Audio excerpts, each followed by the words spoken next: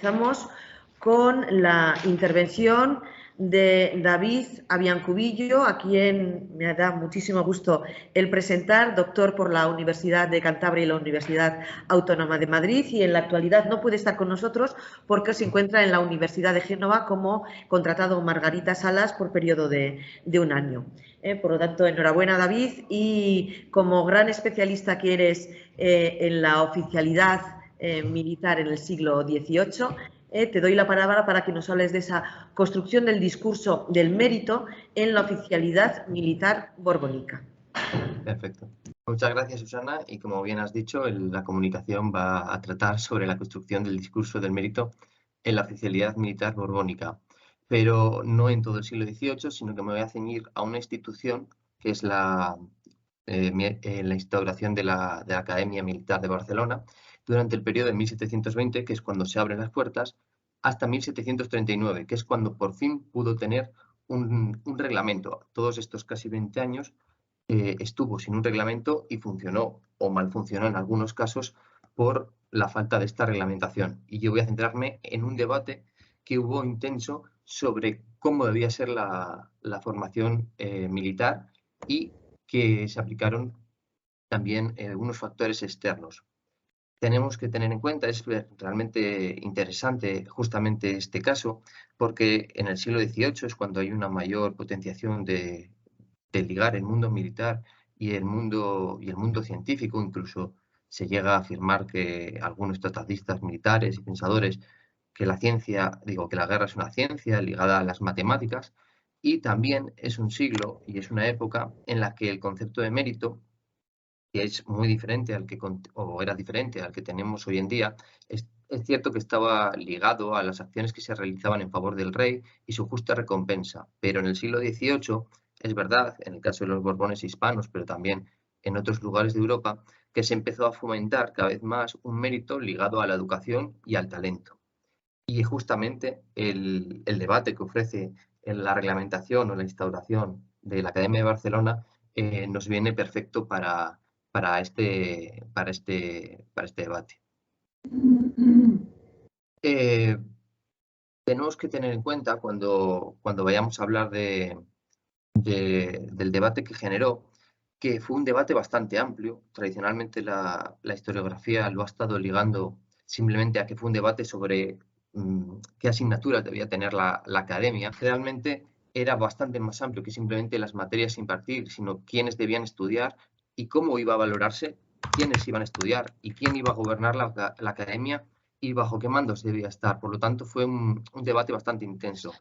El debate tuvo dos protagonistas, que son Mateo Calabro, que fue el director de la Academia desde 1720 hasta 1738, y Jorge Próspero Borbón, que posiblemente sea más conocido y más familiar a todo el mundo porque fue el ingeniero general y el fundador o instigador de la creación del cuerpo de ingenieros. Entre ambos se va a producir un debate que va a incluso llegar a lo personal en bastantes aspectos. Tradicionalmente la historiografía siempre ha dibujado más positivamente a Borbón, mientras que Calabro simplemente se le ha puesto a veces, sobre todo en este debate, como si fuese prácticamente un antagonista debido a, y cito textualmente, su difícil carácter, su gestión poco adecuada o su impetuosidad. Pero realmente este debate va más allá de simplemente un debate y una rivalidad entre ellos, sino que jugaron un papel importante personajes, unos factores externos que fueron bastante importantes y que voy a centrarme ahora en ellos, y también internos, hablando de propiamente la configuración de la Academia de Barcelona. Para que nos hagamos una idea, algunos personajes que intervinieron fueron el conde de Grimes, que era coronel de las Guardias de Infantería Valona y capitán general de Cataluña, el marqués de Aitona, coronel de las Guardias Reales de Infantería Española, el duque de Montemar, que fue ministro de guerra, los diversos inspectores de algunos cuerpos, como el de caballería, dragones o infantería, algunos coroneles de los regimientos y los 4 secretarios de guerra que hubo en este periodo, entre 1720 y 1739, participaron en este debate y muchas veces tenían que posicionarse a favor de uno u otro cuando las quejas llegaban a este escalafón. Entre los factores externos tenemos que tener en cuenta que el ejército borbónico, si es verdad que a principios del siglo XVIII se reglamenta y se homogeneiza más la reglamentación y se jerarquiza bastante bien el ejército, realmente podríamos hablar de que había bastantes ejércitos, entre comillas, muchas diferenciaciones entre cuerpos, no es lo mismo los ingenieros que tenían una reglamentación, la infantería o la caballería, pero también entre las diversas naciones que había, o incluso entre también, o las guardias reales, que tenían una normativa bastante diferente. Incluso cada regimiento tenía una gran autonomía y una potestad bastante amplia. Y tenemos que tener este dibujo del ejército así en mente para comprender por qué tardó tanto en configurarse esta Academia de Barcelona. Por ejemplo, uno de los factores que participó en este debate a la hora de configurarse la Academia de Barcelona y este discurso fue la confrontación que había entre ingenieros y el cuerpo de artilleros. Ambos cuerpos de reciente creación estaban, por así decirlo, luchando, pugnando por tener unas competencias. De hecho, la rivalidad entre ellos llegó a ser tal que a mediados del siglo intentaron fusionarlos con escaso éxito. El problema es que Mateo Calabro era de artillería y consideraba que la academia no tenía que estar bajo subordinación de los ingenieros, en este caso Berbón, y por lo tanto intentaba fomentar que hubiese muchos docentes del cuerpo de ingenieros para que así le debiesen lealtad a él y no a Berbón. Y es que Berbón, aprovechando ser el jefe de ingenieros, hacía que los profesores que eran ingenieros por esta doble lealtad, por así decirlo, puenteasen a Calabro y le escribiesen directamente a él cualquier duda sobre la academia. Estos conflictos muchas veces lo que producían era que la academia tuviese un funcionamiento bastante eficiente, sobre todo en los primeros años. Un aspecto bastante más interesante, y aquí me ha ayudado bastante el libro de Tomás Lesener sobre el Imperio de los Exiliados, de los flamencos en el ejército borbónico, porque Berbón, como flamenco que era, si no me equivoco, había nacido en Amberes, formaba parte de este partido, entre comillas, esta facción, como queríamos llamarlo, y es que, como bien explica Glessener en este libro, Barcelona, o la Capitanía General de Cataluña, se había convertido durante finales de los 20 y hasta mediados de los 50 en un auténtico baluarte de los flamencos. En este sentido, algunas otras autoridades, como Aitona o Montemar, se posicionaron en este debate sobre quién debía controlar la academia a favor de Calabro, posiblemente para abogar por este equilibrio. Y es que hubo en el debate o en la discusión entre Calabro y Berbón, hubo auténticos ataques, por así decirlo, xenófobos. Por ejemplo, Calabro acusaba directamente hacia la consejería, hacia la secretaría, perdón, de que si el objetivo de una academia militar en España era conseguir que hubiesen menos extranjeros en los cuerpos facultativos, no tenía sentido que Berbón estuviese al mando de esta academia o la controlase, porque estaba fomentando todo lo contrario. Fomentaba que hubiese en el cuerpo facultativos gente flamencos sin ciencia ni práctica, a lo que acusaba a algunos ingenieros flamencos y lo contestaban algunos ingenieros flamencos y Berbón, diciendo que Calabro se centraba en las clases en fomentar el odio a los extranjeros y que además acusaba a los españoles de dárseles mal las matemáticas y que lo único que se apuntaban a la academia era para no tener que hacer unas guardias militares. De hecho, aquí intervinieron los dos coroneles de las guardias reales, porque intentaron que sus regimientos pudiesen acudir a clases y generó un conflicto en el que tuvo que intervenir la Secretaría de Guerra, impidiendo que Calabro diese clases a ninguna de las guardias reales. Y es que lo único que estaban de acuerdo, tanto Calabro como Berbón, es que esta academia necesitaba un reglamento. No podía funcionar bien sin ningún reglamento, porque cualquier orden que se daba a los regimientos o a los inspectores o cualquier mando para conseguir alumnos o que se respetase sus horarios, muchas veces eran ignorados o tenían que preguntar primero los coroneles y los inspectores directamente a la secretaría. Por lo tanto, lo que provocaba es que el funcionamiento de esta academia fuese totalmente lento. Lo único que estaban de acuerdo era que necesitaban el reglamento y que estuviese firmado por el rey. Finalmente, en 1739 se publicó una real ordenanza en la que se publicaba el funcionamiento de esta academia y, además, como vamos a ver ahora, sus aspectos académicos. El debate llegó a su fin sobre todo después de la muerte de Patiño, que había sido el principal valedor de Calabro, con la sustitución de Calabro por un nuevo director de la academia que parecía del gusto de ambos. Era Pedro Lúcuce, que era un español, un ingeniero español, discípulo de Berbón, pero que había aceptado o iba a aceptar bastantes de las premisas académicas que decía Calabro. Y cito textualmente, Calabro, cuando se enteró de la publicación de este reglamento, decía que era la tranquilidad que mi alma necesitaba. Y es que, centrándonos ya en los factores internos, cuando hablo internos me refiero a los propios de la academia, se centraron sobre todo en tres aspectos. La concepción que debía tener la academia, las calidades de los alumnos y el premio. Este último es el más interesante para ver cómo se confeccionó finalmente la imagen del oficial, cómo debía ser el oficial borbónico a lo largo del siglo XVIII. Como he dicho anteriormente, la concepción de la academia, que se tenía de la academia, Berbón y Calabro tenían visiones diferentes. Es verdad que en todos los programas, porque a lo largo de estos 18 años llegaron a presentar bastantes, por así decirlo, programas que nunca fueron aceptados por la Secretaría, tenían bastantes más cosas en común de lo que se ha dicho. Ambos tenían que ser 4 cursos y las asignaturas prácticamente eran muy similares. La diferencia es que Calabro, ya desde 1723, decía que la academia debía ser para que se difundiese el saber entre los cuerpos de infantería, caballería y de dragones, y más colateralmente o a la par formar ingenieros, mientras que Berbón consideraba que no, que se tenía que centrar casi exclusivamente en crear ingenieros. La ordenanza de 1739 lo que decía, sancionaba, era el ideario de Calabro, porque decía que la academia, y cito textualmente el reglamento,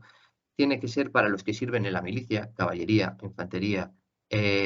y dragones, tengan donde instruirse de una ciencia inseparable a ellos. Es también bastante interesante el siguiente, por así decirlo, debate o confrontación que supuso entre ambos, que fue la calidad de los alumnos. Calabro consideraba que él, como director de la academia,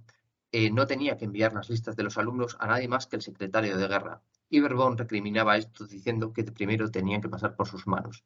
Berbón se dio cuenta de que Calabro estaba admitiendo a alumnos de una calidad dudosa, y es que por esto quería decir que no eran ni hijos de oficiales militares ni tampoco pertenecientes a la nobleza. Y es que esto hay que ligarlo con un debate que se produce durante todo el primer tercio del siglo XVIII hasta 1738, hasta que se define perfectamente cómo debía ser la figura del cadete. Hasta ese momento, en casi todos los cuerpos, y Berbón lo hizo en ingenieros, muchas veces aprovechaban estas fisuras para promocionar a gente de una dudosa calidad. De hecho, este es el único punto en el que la Secretaría de Guerra, en este caso Patiño, no dio la razón a Calabro y le reprendió bastante duramente y le ordenó que a partir de ese momento tenía que mandar casi mensualmente, si no me equivoco, si no recuerdo mal, una lista de todos los alumnos y sus calidades. Y donde sí me quiero centrar y hablar un poco más detenidamente es en el concepto de premio. El problema de crear esta academia militar era que generaba unas cuantas dudas, ya que si era una academia que debía ser para formar al conjunto, por así decirlo, de todos los oficiales, tenía que resolver varias cuestiones o varias dudas, como eran estas. ¿Se debe tener un premio por estudiar? ¿Qué recompensa tiene que tener estudiar? ¿Y cómo hay que encajarlo en la tradición y la normativa del ejército de la monarquía? Tenemos que tener en cuenta que estudiar nunca se había pedido para ser un miembro de la oficialidad, era algo totalmente nuevo. Es cierto que los ingenieros esto era más común y fue mejor aceptado, pero los ingenieros eran un cuerpo de nueva creación, se habían creado en 1711 y eran apenas 100 personas y siempre ligadas al mundo científico-técnico. Pero, por otra parte, en infantería, caballería y dragones era todo lo contrario. En tiempos de guerra llegaban a tener hasta 100.000 soldados, tenían una reglamentación muy antigua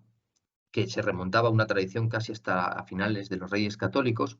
y donde además cada cuerpo y cada regimiento o tercio había tenido, por así decirlo, mucha autonomía y habían generado ellos sus propios mecanismos de relaciones. Por lo tanto, aquí había un problema. Se observa que al principio Calabro, cuando hablaba de un premio, lo consideraba tal y como lo dice el Diccionario de Autoridades en 1739. Premio sería una recompensa, galardón o remuneración que se da por algún especial mérito o servicio. En este sentido, se daba, en un principio, un premio a los 3 mejores alumnos que habían sacado las mejores notas en un examen público. El premio eran unas medallas y al mejor de todos ellos se le daba un ascenso sobre el que tenía. Por lo tanto, aquí vemos que la palabra clave es especial. De hecho, se puede se puede ver un paralelismo cómo va a evolucionar este premio por estudiar con el que va a sufrir la evolución, la evolución de la definición de la palabra premio,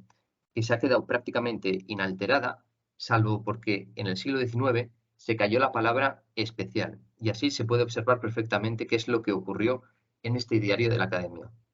En 1730, a comienzos de 1730,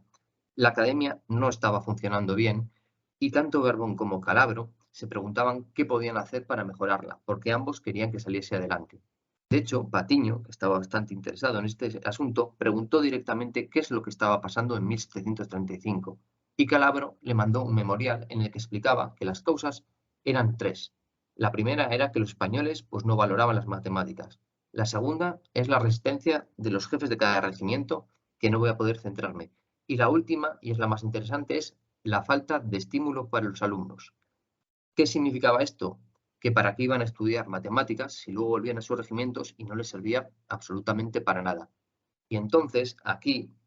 se empiezan a cambiar totalmente lo que concebían por el premio o por el premio que debía tener estudiar en esta academia.